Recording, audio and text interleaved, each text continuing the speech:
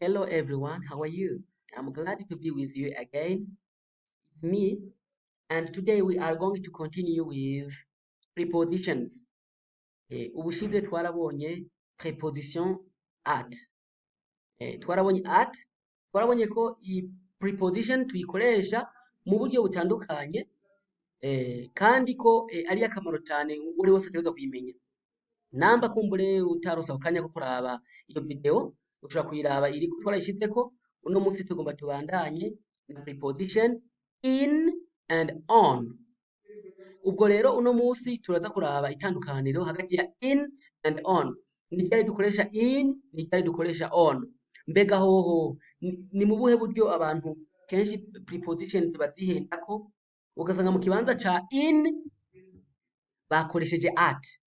Nk'akarorero abantu benshi, hari umuntu mushobora kuvugana ukamubaza ngo where are you now? Kazamva bakubwiye ngo I am at Bujumbura. Ati Bujumbura ico ntikibaho kubera iki?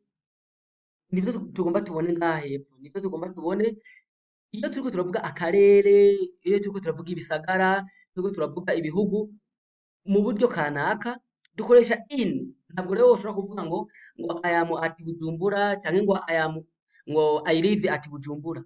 Ico mu Congereza ntikibaho. Reka dutangure. In is used for, ariko imbere yuko tubandanya ukaba utaragira subscribe canke s'abonner mu gifaransa, ukaba utarayigira, raba hepfo gato y'iyi video urabona ahantu handitse izina Mwarimu Joseph. Uca uraba imbere yaho urabona ahantu handitse s'abonner canke subscribe mu Congereza, uca uhafyonda. Ni nko kwiyandikisha, uba wiyandikishije kugira ngo ivyigwa vyose tuzoshirako uzobe uwa mbere mu kubibona. Hanyuma kandi uce uvyonda no kuri j'aime, kuri like, uhafyonde kugira ngo ivyigwa vyacu benshi babikunde. Ndetse ntiwibagire kandi no kudusigira comment kugira ngo niyo hagira nk'icigwa wipfuza ko womenya neza, uzotujya kara ati yamara nimuntegurire ikicigwa kivuga ibi n'ibi n'ibi, nzoja ndabibakorera. Hanyuma kandi porogaramu yacu y'icongereza ni porogaramu nziza cyane, kandi turacyabandanye, tuzobandanya tuha ivyigwa bitandukanye kugira ngo tubandanye twameliyora ubumenyi bwacu mu Congereza. Rero dukoresha in for cities, mu bisagara. Iyo turiko turavuga ibisagara, example in Burundi, in Ruyigi. Iyo turiko turavuga ibisagara dukoresha in. Akarorero ushobora kuvuga uti I live in Bujumbura. Iyo uvuze ngo I live at Bujumbura sico. I live in Ruyigi. I am in Ruyigi. I am in Bujumbura. Muri ico gihe dukoresha in kubera ko tuba turiko turavuga ibisagara. Tumanuke ngaha hepfo gato for countries. Iyo turiko turavuga ibihugu, countries, dukoresha in Burundi, in Rwanda, in Tanzania, in Ethiopia, in Kenya and so on. Iyo turiko turavuga ku bihugu dukoresha in. I live in Rwanda, I live in Burundi, I am in Burundi, I am in Ruyigi, I am in Rwanda. Ku bihugu dukoresha narishyizemwo Ruyigi, ariko nayo dukoresha in kubera ko ni gisagara, ni Rutana n'ibindi. Ubwo rero dukoresha in for cities and countries. Turiko turavuga ku bihugu, ku bisagara dukoresha in. Reka tubandanye. Ariko imbere ko tubandanye, bivana n'ivyo uriko uravuga. Iyo uvuze ngo ndiko ndaje Bujumbura canke ngiye Bujumbura, ntushobora kuvuga ngo I am going in Bujumbura canke ngo I am going in Burundi, I am going in Ruyigi. Oya, ivyo ntikivugika. To go ijana na to. Uvuga ngo I am going to Bujumbura, I am going to Ruyigi, I am going to Burundi. Rero ntushobora kuvuga ngo I am going in. Oya, mu Congereza ntikibaho. Canke mu buryo butandukanye turaza kubibona mbere ingene zikora neza kugira ngo umuntu akurikirana wese ikicigwa ntabwo aza kuba umuhombe. Hari ibintu vyinshi tuza guhungukira, kuko hari umugenzi ejo bundi nabajije ati where are you living now? Where are you living? Aca nyishura ngo I live at Bujumbura. Murumva ko iryo ari kosa, mugo nawe ntavyo yarazi, yibajije ngo nivyo. Tubandanye kuri neighborhoods or areas. Neighborhoods or areas. Iyo turiko turavuga ku karere, vicinité, neighborhood mu gifaransa ni vicinité, donc na karere autour de vous, hafi na hafi, iyo uriko uravuga mu karere kanaka, ahantu uba. Iyo turiko turavuga akarere dukoresha in. Akarorero ushobora kuvuga in Cendajuru, in Bwatemba, in Camazi, in Kigarama, in murazi akarere kose uriko uravuga akarere kanaka. Hari abantu bigenda bagaca bavuga muri iki gihe ngo akarere bakavuga ngo I live at Mukaza, I live at Mukaza. Ico sico, I live in Mukaza. Kubera iki? Ni indani, uba indani, ntuba ku Mukaza, uba muri Mukaza. Rero uba indani, ntuba ku, sinzi ko muvyumva neza. Ntushobora kuvuga ngo mba ku Ruyigi canke ngo ku Cendajuru. Ni mu in, ubamwo indani, uba muri ako karere. Birumvikana cane. Tuje kuri directions.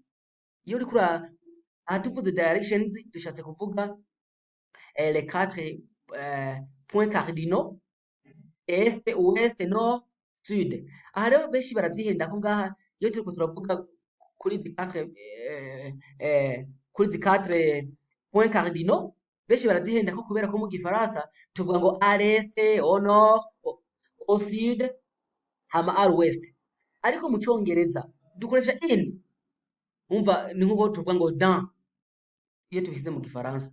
Mugabo biratandukanye cyane no mu gifaransa kandi biroroshe cyane kuvyihendako. Kubera iki? Urabona ko tuvuga nyene in the east, à l'est, in the north, au nord, in the south, au sud, in the west, à l'ouest. Dukoresha in, ntabwo dukoresha at nko mu gifaransa. Birumvikana cyane. Reka tubandanye. We also use in for months and years. Months and years. Iyo turiko turavuga amezi, in September, in January, in February, kubandanya amezi yose uba uriko uravuga in September, in November, in December. Ku mezi yose dukoresha in. I'm coming to visit you in November. She will be back in September. Ni ukuvuga dukoresha in. Birumvikana cyane. Hama iyo kandi turiko turavuga imyaka, umuntu akubajije ati when were you born? When were you born? Ati mbega wavutse ryari? Uvuga uti I was born in 1990. Canke I was born in 1476. Ariko nta muntu yavutse ico gihe bakiriho. 1476 ni 1476. 1476 nta muntu yavutse ico gihe ubu yoba akiriho. Rero iyo turiko turavuga ku myaka dukoresha in. Birumvikana. Ama for seasons n'ama saison. For seasons we also use in. Iyo turiko turavuga ku masaison dukoresha in. Amasaison yo muri Europe iwacu dufise amasaison abiri, saison sèche na saison pluvieuse.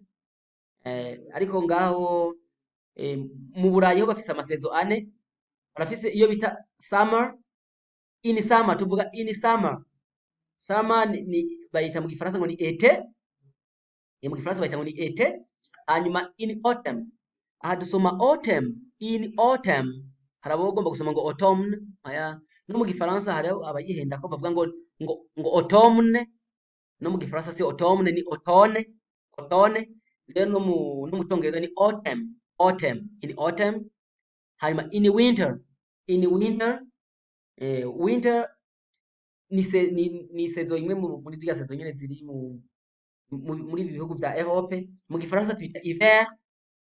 Mu gifaransa ni hiver, winter. Rero tuvuga ngo in winter. Ntabwo tuvuga ngo at winter canke on winter. Ico ni kibaho. Hanyuma ikurikira ni in spring. Spring nayo nyene ni sezo. Ni sezo mu gifaransa. Spring ni sezo ni gihe z'ukuri ni rya sezo n'igihe ibiti mu bihugu vy'i Burayi ibiti vyose biba biriko birakorora amababi vyitegurira ici donc sama ibigomba igere ego nuko rero mu gifaransa bayita ngo ni printemps mu gifaransa ni printemps reka rero tubandanye ku masezo dukoresha in ngira birumvikana cyane hama tubandanye future start iyo turiko turavuga mu bintu tuza gukora muri kazoza canke tuzokora muri kazoza dukoresha in nk'akarorero tuvuga ngo the lesson starts in 20 minutes. The lesson starts in 20 minutes. Ngo lesson iza gutangura canke icigwa kiza gutangura mu minota 20 iri imbere. Dukoresha in. Hanyuma I am moving to Bujumbura in 6 months. Sigura ngo I am moving to Bujumbura in 6 months. Bisigura ngo ngomba kuja kubi Bujumbura mu mezi 6. Ndoja kubi Bujumbura mu mezi 6 ari imbere. Ubwo rero I am moving umenga ni present continuous mugo yerekana kazoza. Nigihe ubu uriko uravuga ku gikorwa kiri already planned. Nigikorwa uba waramaze guplaninga neza atakizogihindura kiretse Imana gusa ibihinduye. Mugatangwa n'umuntu ushobora kuguhinduza program. Ego birumvikana cyane sizi ko ari ufise ikibazo nababwiye ko izi prepositions zikoreshwa bivanye n'ivyo ushaka kuvuga. Ariko ubu nibwo buryo bwiza bwo kumenya prepositions mu buryo butandukanye. Hanyuma mu kigwa kizokurikira tuzoshirako tuzobereka ko dukoresha preposition on. Preposition on tuzobona ko ikoreshwa yo uriko uravuga imisi on Monday ntushobora kuvuga ngo at Monday canke ngo in Monday oya ni on Monday on Tuesday iyo uriko uravuga amatariki dates amatariki naho nyene dukoresha on 22nd le 22 uvuga ati on 22nd ubwo rero tuzoyibona nariko anticipa reka tuzoyibona neza muri ico cigwa kizokurikira ukaba dukuri ubundi ivyigwa bikuryohera cyane usigire commentaire turayikeneye kandi mugire na like. Thank you very much. I hope you enjoyed this wonderful lesson. I think and I'm sure we will be together in the next lesson. See you then.